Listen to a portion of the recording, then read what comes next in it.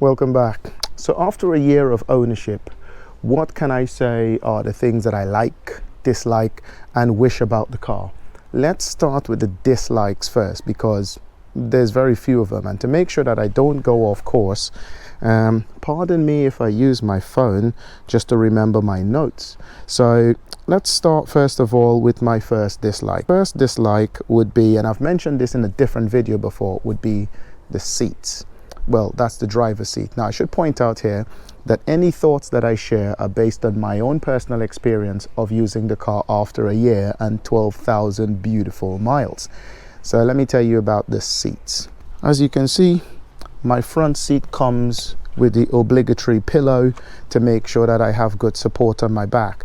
Now, I have had to be visiting a chiropractor quite recently to sort out quite a lot of lower back pains that I've been having, because I drive a lot of long distances in this car, and yeah, my back really don't like those seats. Now, usually I would have some kind of lumbar support down here that pushes out and give me some lower back support. This car at 60,000 plus grand is, well, it's come without that, and I don't know why that's the case. I mean, certainly that should be a given. All right, so the next thing I will mention that is a bit of a bad thing would be the lighting. Now, don't get me wrong, these LED lights that BMW have supplied are very, very good lights indeed. They do shine quite brightly, especially in those dark roads that I live in. But the thing that they're missing would be a light in this corner here. This is a cornering light. Why is that light not there? I have no idea. But it seems to be an option I needed to tick for either matrix or the laser lights, and I didn't want to tick that option because I've already had like quite a lot of options on here that was really expensive. The other thing is, this is not a bad thing. This is just an observation. What the hell's the point in that? I mean, that's my headlight. What the hell is that? Could somebody tell me in the comments below? I don't know. All right, so let's go on then now to my third and final bad thing about the car. So again, I've covered this in another video. Now, these tires. Now, I would appreciate, that they are pretty good tires. Now, in every other BMW I've had the Pirelli P0s all season tires, and I thought this was going to come with that. Instead, it's come with these hand cooks. Now, these hand cooks are really good in the rain. They're really good in the dry, definitely good in the dry. But I have found that they're not so good in icy conditions. Somehow, with the chemistry of the tires, when it gets really cold, the tires doesn't perform in the way that they should. Now, I've done a video where I have talked about how they are in the snow, and in the snow they were absolutely amazing, but I was deliberately trying to be careful in my driving. However, on other days when I wasn't so careful, going around about 20 miles an hour, the back stepped out on me because it just didn't like it. So that was a little bit iffy on that one. The other thing as well is, based on the tire repair kit that I have in the boot, I am guessing that those are not run flats, and I like run flats. Run flats give me security, but I'm guessing that these tires are the way they are because they provide a certain level of comfort. And I have to admit, indeed, when you are trundling down the road, they do provide quite a lot of comfort for you. So for that reason, they're all right. I just need better tires in the winter. All right, back to my notes. What are my wishes now before I start telling you about all the good things? So according to my wishes, so my first wish is that I wish the car had a bit of a lower stance. When you stop driving, the back lowers because we have air suspension at the back, but the fronts are normal springs, so you can see how high that is on the normal springs. I do wish it was a little bit lower, but I will not tinker with the suspension to try and achieve that. I'd much rather keep the car just the way it is, because I like the way it drives, and I think tinkering with it is going to cause some problems. This is based on a 4 Series, well 3 Series that they put a 4 Series body on, and as a result of that you do have compromised space. Now this is a Grand Coupe, well it's supposed to be, but as you can see it's got 4 doors, and that's because they wanted to make it into a family car. How is that compromised? Well, the back seat space is not great. We are short people in my family, so we're fine, but I have tall friends and I have taken them in the car before, and you can see how far back my seat, and I'm a short guy, like I'm only like 5'7", 5'8", somewhere around there. So you can see how far back my seat is, and so that's compromised leg space for anyone in the back. I probably should point out that the reason why my seat is that far back is because, again, back issues that I'm starting to have now, because I believe the seat is not helpful to me. So yeah, I have to have the seat pretty far back in order for me to be comfortable. This one is an easy one then. This one is another wish. This is my last wish, and everything I tell you about this car after this point is going to be a positive thing. Let's get into the car for this one. I have ticked the box that says that I want a drive recorder. And the reason why I wanted that box is because I've always had a dash cam in the car, and if God forbid, I have an accident, I need to be able to record that accident. However, even though I have the drive recorder, let's slide that down. This is my drive recorder here.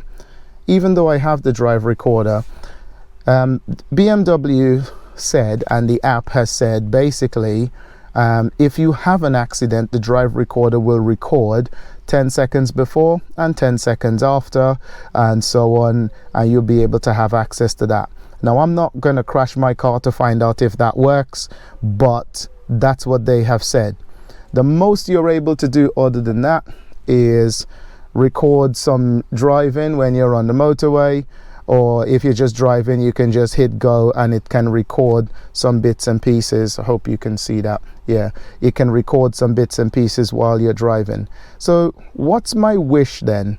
I have two wishes. Two.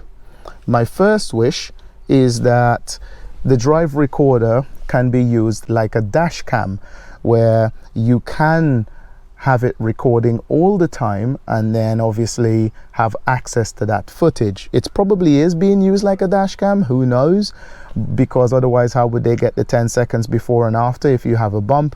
But yeah, I wish that you can have access to that footage all the time. The other thing is that, on my last video I showed you that I've had a bump with a lady, and I mean, yes, probably no proper sensors in the mirror, but obviously I couldn't prove my point because I couldn't access any footage from that. I should have been able to say, well, look, I was doing the right thing by slowing down, waiting for her to come past, and she didn't. She didn't go into the siding. She just blazed past me and hit my mirror, which is why her car was a bit of a state. The second wish that I have with the drive recorder system is that I wish it could have been used like Tesla's Sentry mode. When you're not in the car, I have what are 4 cameras around the car plus the ones in the windscreen, and they're all pretty useless to me when the car is just sat still in a car park. I should be able to access you have it like a Sentry mode. If someone comes and they dings your door or something like that, you should be able to get access to that footage to see who's done that. So BMW, if you're listening to my crappy little channel, turn that on. Sentry mode would be really good to have. Other people have it out there, and I think it would be a great idea to have. Anyway, that brings us on to all the things that I love about the car. Again, I must point out these things are subjective to me and not anyone else. I've mentioned one of them before, ride comfort. Now, this car rides in a beautiful way, and I think it's because of the air suspension and the tires that are fitted to it. So don't mean to contradict myself. I still think the tires need to go, because I'd much prefer safety on the road, especially in the colder months, as opposed to ride comfort. If I was to choose between the two, I'd choose safety first. What's the next thing? The charging speed. Now, this car on paper can charge up to 206 kilowatts, I think, on DC fast charger. I've only ever seen that once for a split second of about, I don't know, a minute. And the only time that's happened was at some Ionity chargers, and I had to allow the battery to get below 10% to see that.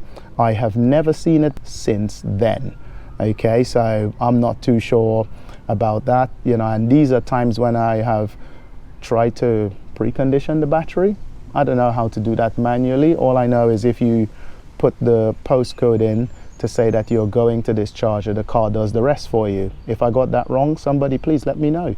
But the car should have preconditioned the battery ready to go. The other thing is the beauty. In my opinion, this is a beautiful looking car. Now, I say that right next to that ginormously massive grille on the front. To be fair, even when I saw it in the concept car, I didn't mind it at all. I think it's pretty good. It's their design language, and I think the design looks amazing, so I wouldn't touch that at all. The power and speed is the next thing that I want to mention. Now, this car has got 335 brake horsepower, I believe it is, and even in Eco Pro mode, which is what I use pretty much most of the times now and again, I'll use comfort mode, but even in Eco Pro mode, that car is it's pretty spicy. You know, you put your foot down, it's going to go, and it's going to snap your head off in the process while trying to do that. So I really love the power and the speed. What's the next thing? The range. Well, I think based on paper, WLTP range when this car was announced was going up for about 367 miles on a charge, on a full charge. I've never seen that, but you knew I was going to say that. But what I have seen though in the summer is 320 miles, 320-ish plus miles is what I have seen, which personally for me, I think that's amazing. For you, that might not be, but for me, that's a long drive, 300 miles. I live in Kent. I am speaking to you now from Wigan, near Manchester. That's 261 miles, and I would make it here with one charging stop, and that's only because I didn't start off at 100% charge. So yeah, in any case, I probably would charge anyway because I don't like risking it. But where I am at my auntie's house, I have free charging because, well, it's free charging. Anyway, in the winter, I've seen about 250 miles on a charge, which again is still quite good for me, you know. And like I said, I do a lot of long distance driving, so hence the 12,000 miles in a year, go figure. And so yeah, that, I think the range is absolutely brilliant. Obviously charging in the winter again could be a little bit slow, but that's not something I'm going to mention here. I don't worry too much about what the car tells me in the instrument binnacle, because 9 times out of 10, whatever it tells me, I can go further than that, so I don't bother with that. I think what I would like to say here is I know my car. I've been driving it for a year. I know how far it will go. And so because of that, I don't get into squeaky bum time where I'm worried about, oh my days, I can't charge the car, or I'm going to run out of range or something like that. Before I go anywhere, I always check, where am I going to charge? Where am I going to stop? And on this trip coming up here, I didn't even use the car's the car's sat nav. I used my phone sat nav. So my phone is not going to tell me where to stop. I just know that on the way up, I'm going to need to stop for breakfast, and wherever I stop, I'm going to charge the car there. Corley services seem to be the point, because they have some InstaVolt chargers there that are very reliable, and there are never a lot of people there. But then I don't travel during peak time, so go figure again. So love that over there. What's the next thing? So yeah, so don't worry. I don't worry about the instrument binnacle. I just know, I look inside the car, I see how much battery I've got, and then I work out realistically how far I can go with that. And if it's going to suit my needs, if it's going to take me to wherever I want to go and back, I'll just go. If it can't, I plug it in. Simple. What's the next thing? Boot capacity and towing. Now, the boot capacity. Now, 490 liters, I think it is. Let's pop into the boot and have a look at what we have got. So with the massive lift back, one of the things that I absolutely love about this is the accessibility of just being able to get into the boot without any issues at all. There is a frunk, and realistically speaking, let me ask you this question. let's say there was a frunk. Let's say there was, just for the sake of having that conversation. Are you seriously gonna want to be leaning over all that nose to go and put stuff in and out of there? And also, how often would you use it? Personally speaking, even if I did have space on the front, the most I would probably do is put my trickle charger in there and forget that I've left it in there. But this is not a space I would be using very often, because that's a lot of nose to be leaning over to gain access to whatever it is you're going to want to put in there. Why did I say leaning over? That's because on the front of the car, this is all radiators and gubbins and all that other stuff and sensors and things like that. So by the time you actually get to the frunk, you're already a good 1.5 feet into the bonnet. So I wouldn't bother mentioning that because it's not that important to me. But the boot capacity is very, very good. And finally, what's the last thing that I really love about this car? Is that its efficiency. Its efficiency is, in my opinion, I'm not an electric car expert, and I know there are more efficient cars than this out there, but its efficiency is spot on, I think. In the winter time, when it's cold, I was getting 2.4 to 2.6 miles per kilowatt hour. For me, brilliant. Now that it's warming up, you can see all the beautiful sunshine. It's 3.5, 3.6 miles per kilowatt hour, and then if I'm super careful, I would even be touching on 4. On the motorway, it's a steady 3.4, 3.5 miles per kilowatt hour, which is what I tend to do most of my driving on anyway, besides bobbing around town. So the efficiency is good. The only thing I would say is that you got to know how to tap into the efficiency, and you got to change your driving style, at least for me anyway. If I'm bobbing around town, I drive in B mode. And in B mode, because you're doing stop, start, you do need to use that mode, I think personally, to get the best efficiency. But one of my subscribers who've been watching my channel had suggested this to me, which I haven't thought of. And dude, listen, thank you for mentioning that, by the way. I'll put your comment right here on the screen.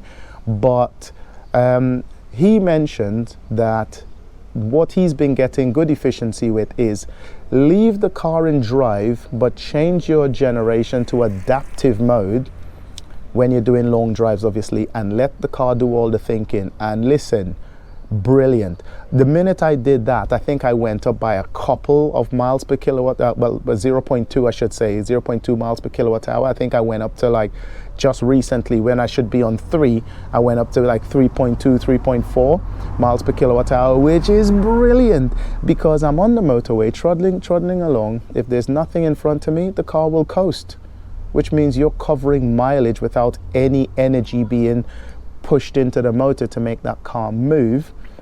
And then if it senses there's other things, then it will start using adaptive regen. And thank you for mentioning that, because that has been absolutely brilliant for me coming up here to Manchester. It's going to be higher going down. It always is higher going back into London. For some reason, I think I'm climbing more hills, who knows. But anyway, so after a year of owning the car, these are my likes, my dislikes, and my wishes.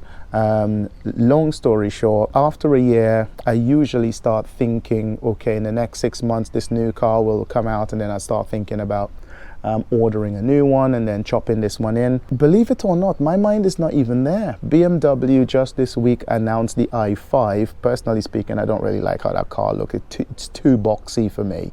But I would start getting a bit itchy feet at this point in time, and I find that I'm not even close to that. I'm still too busy enjoying this car, finding out new Easter eggs, different things that the car can do, and it's just an amazing car to do long distance in. So with all that being said, thank you for watching. Thank you for sticking with the video this far. I love the car a lot, and if you have one, I'm sure you'll love yours too. But yeah, what other things have you figured out from your car? Pop it in the comments below. I'd like to hear what you think about it. Anyway, that's all from me for now. Peace out.